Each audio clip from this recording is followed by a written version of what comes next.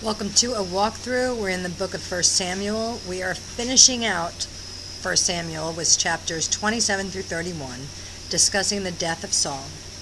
Let's begin. And David said in his heart, "Now I shall perish some day by the hand of Saul. There is nothing better for me than I should speedily escape to the land of the Philistines, and Saul will despair of me, to seek me any more in any part of Israel. So I shall escape out of his hands." Then David arose and went over with 600 men who were with him to Achish, the son of Maok, the king of Gath. So David dwelt with Achish at Gath, he and his men, each man with his household, and David with his 2 wives, Ahinoam the Jezreelitess, and Abigail the Carmelitess, Nabal's widow.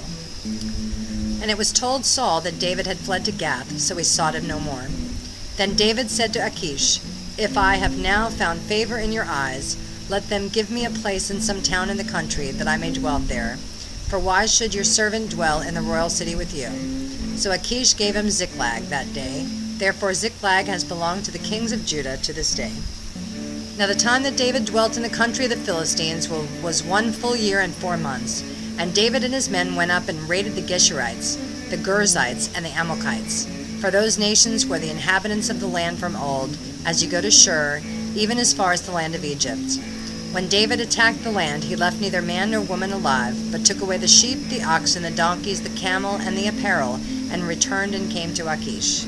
Then Achish would say, "Where have you made a raid today?" And David would say, "Against the southern area of Judah, or against the southern area of the Jerahmeelites, or against the southern area of the Kenites." David would save neither man nor woman alive to bring news to Gath, saying, lest they should inform on us, saying, "Thus David did." And thus was his behavior all the time he dwelt in the country of the Philistines. So Achish believed David, saying, "He has made his people Israel utterly abhor him, therefore he will be my servant forever." Now it happened in those days that the Philistines gathered their armies together for war, to fight with Israel. And Achish said to David, "You assuredly know that you will go out with me to battle, you and your men." So David said to Achish, "Surely you know what your servant can do." And Achish said to David, "Therefore I will make you one of my chief guardians forever." Now Samuel had died, and all Israel had lamented for him and buried him in Ramah, in his own city. And Saul had put the Medians and the Spiritists out of the land.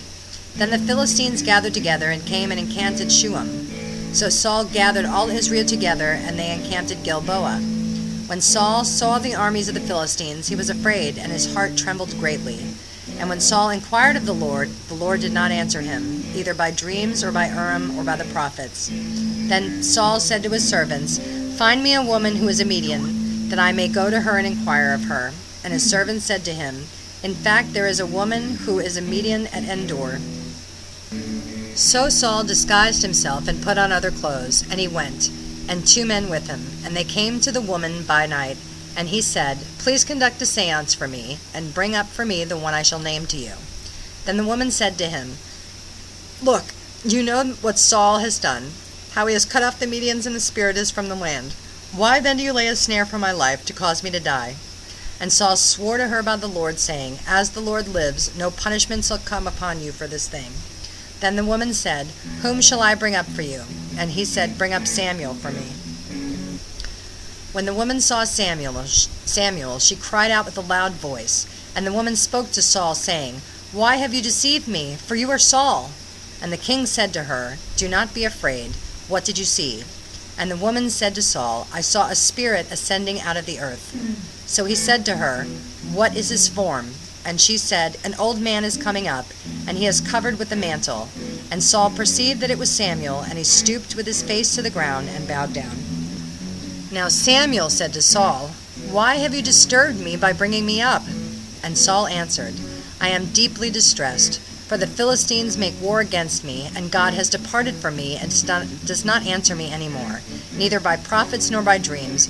Therefore I have called you, that you may reveal to me what I should do." Then Samuel said, "So why do you ask me, seeing the Lord has departed from you and has become your enemy?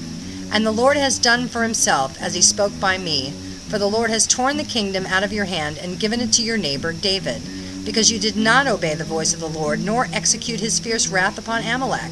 Therefore the Lord has done this thing to you this day. Moreover, the Lord will also deliver Israel with you into the hand of the Philistines, and tomorrow you and your sons will be with me. The Lord will also deliver the army of Israel into the hands of the Philistines." Immediately Saul fell full length on the ground and was dreadfully afraid because of the words of Samuel, and there was no strength in him, for he had eaten no food all day or all night. And the woman came to Saul and saw that he was severely troubled, and said to him, "Look, your maidservant has obeyed your voice, and I have put my life in my hands and heeded the words which you spoke to me. Now therefore please heed also the voice of your maidservant, and let me set a piece of bread before you and eat, that you may have strength when you go your way." But he refused and said, "I will not eat." So his servants, together with the woman, urged him, and he heeded their voice. Then he arose from the ground and sat on the bed. Now the woman had a fattened calf in the house, and she hastened to kill it. And she took flour and kneaded it, and baked unleavened bread from it. And she brought it before Saul and his servants, and they ate. Then they rose and went away that night. Then the Philistines gathered together all their armies at Aphek, and the Israelites encamped by a fountain which is in Jezreel. And the lords of the Philistines passed in review by hundreds and by thousands, but David and his men passed in review at the rear with Achish. Then the princes of the Philistines said, "What are these Hebrews doing here?" And Achish said to the princes of the Philistines, "Is this not David, the servant of Saul, king of Israel, who has been with me these days or these years? And to this day I have found no fault in him since he defected to me." But the princes of the Philistines were angry with him. So the princes of the Philistines said to him, "Make this fellow return, that he may go back to the place which you have appointed for him, and do not let him go down to the battle with us, lest in the battle he become our adversary. For with what could he reconcile himself to his master, if not with the heads of these men? Is this not David, of whom they sang to one another in dances, saying, 'Saul has slain his thousands, and David his 10,000s?'" Then Achish called David and said to him, "Surely as the Lord lives, you have been upright, and your going out and your coming in with me and the army is good in my sight. For to this day I have not found evil in you since the day of your coming to me. Nevertheless, the Lords do not favor you. Therefore return now and go in peace, that you may not displease the lords of the Philistines." So David said to Achish, "But what have I done? And to this day, what have you found in your servant as long as I have been with you, that I may not go and fight against the enemies of my lord the king?" Then Achish answered and said to David, "I know that you are as good in my sight as an angel of God.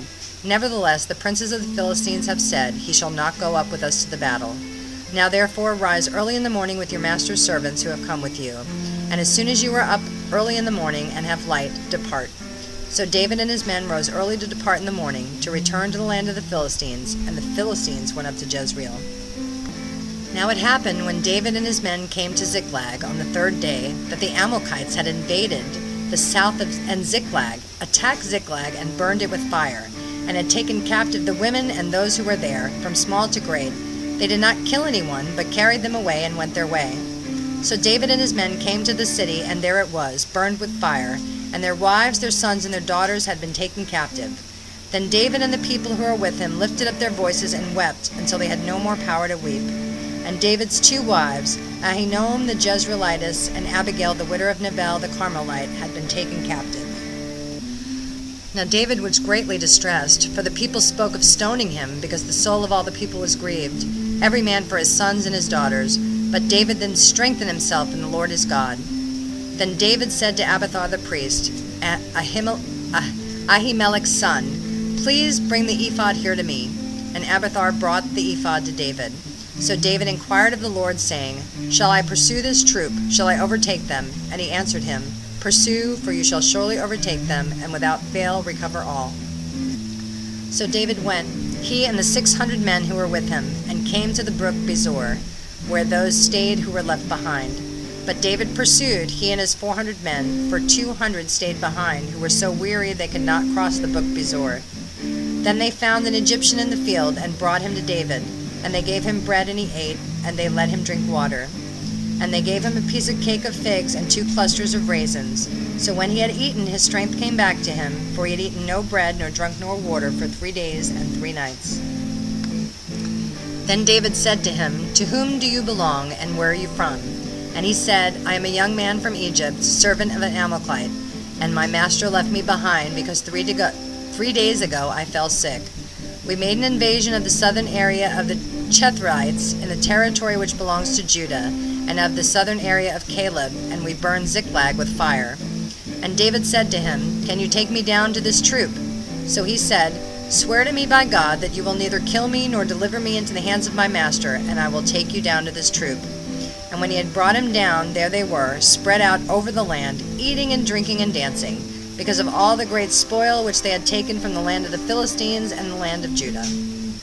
Then David attacked them from twilight until the evening of the next day. Not a man of them escaped, except 400 young men who rode on camels and fled. So David recovered all that the Amalekites had carried away, and David rescued his 2 wives. And nothing of theirs was lacking, either small or great, sons or daughters, spoil or anything which had been taken from them. David recovered all. Then David took all the flocks and herds they had driven before those other livestock, and said, This is David's spoil. Now David came to the 200 men who had been so weary that they could not follow David, whom they also had made to stay at the brook Besor. So they went out to meet David and to meet the people who were with him. And when David came near the people, he greeted them. Then all the wicked and worthless men of those who went with David answered and said, Because they did not go with us, we will not give them any of the spoil that we have recovered, except for every man's wife and children, that they may lead them away and depart. But David said, My brethren, you shall not do so with what the Lord has given us, who has preserved us and delivered into our hand the troop that came against us. For who will heed you in this matter? But as his part is who goes down to the battle, so shall his part be who stays by the supplies. They shall share alike. So it was from that day forward, he made it a statute and an ordinance for Israel to this day. Now when David came to Ziklag, he sent some of the spoil to the elders of Judah, to his friends, saying, Here is a present for you from the spoil of the enemies of the Lord. For to those who were in Bethel, those who were in Ramoth of the south, those who were in Jatir, those who were in Eror, those who were in Siphmoth, those who were in Estimoa, those who were in Rachel, those who were in the cities of the Jerahmeelites, those who were in the cities of the Kenites, those who were in Hormah, those who were in Korashan, those who were in Akath, those who were in Hebron, to all the places where David himself and his men were accustomed to rove. Now the Philistines fought against Israel, and the men of Israel fled from before the Philistines, and fell slain on Mount Gilboa. Then the Philistines followed hard after Saul and his sons, and the Philistine killed Jonathan, Abinadab, and Malchishua, Saul's sons. The battle became fierce against Saul. The archers hit him, and he was severely wounded by the archers.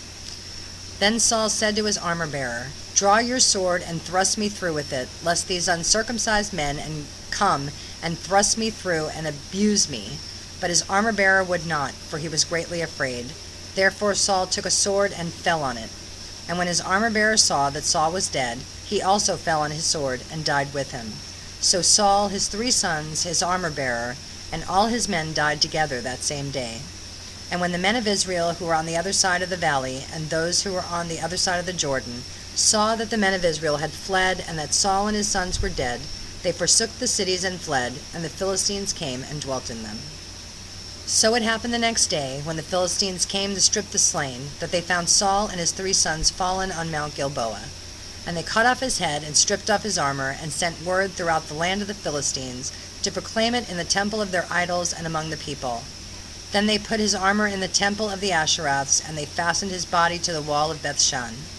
Now when the inhabitants of Jabesh-Gilead heard what the Philistines had done to Saul, all the valiant men arose and traveled all night, and took the body of Saul and the bodies of his sons from the wall of Bethshan. And they came to Jabesh and burned them there. Then they took their bones and buried them under the tamarisk tree at Jabesh, and fasted 7 days. That is the end of 1 Samuel. I hope you've enjoyed this little history lesson. And, the rest of the Bible up until the prophets is all history. So you have the Torah, which is Genesis, Exodus, Leviticus, Numbers, and Deuteronomy. And then you have the history books. And then after that you have the prophets. And then you have the testimonies of 4 disciples. And then you have more history, and then you've got more prophecy. So that's the way the Bible's set up. So I hope you're enjoying this study and staying with me through this. Until next time, shalom, shalom.